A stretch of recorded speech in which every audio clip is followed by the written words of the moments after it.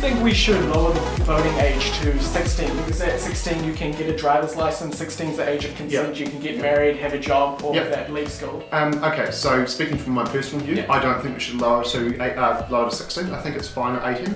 Absolutely. That's been a policy priority of Young Labour's for lots of years. I think by that point people have come through the high school system, they've done things like New Zealand history and geography and that sort of stuff, and so they've become a bit more aware of New Zealand as a whole. I think 16 seems like a good place. What we need to do is break through some of the misconceptions about teenagers.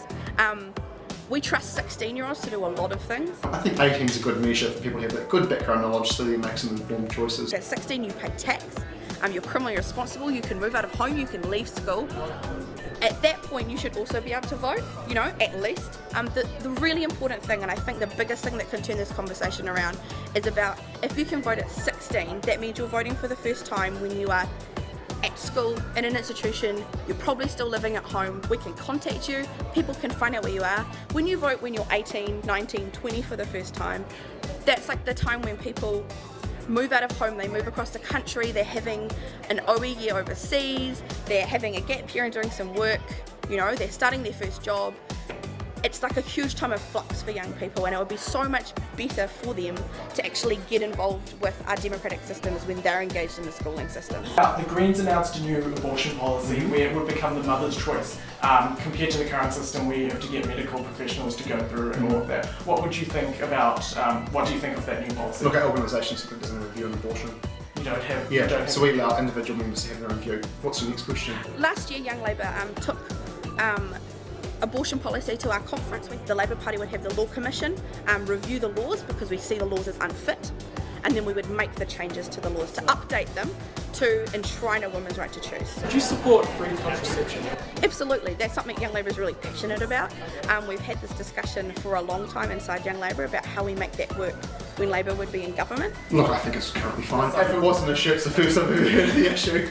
I think we talk a lot to young people about safe sex and about making choices and being really aware of them.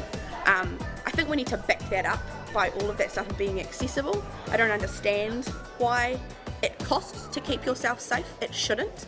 And I think we need to back up what we're saying to young people about what's available by actually having it available to them and easy to get, not a complicated process.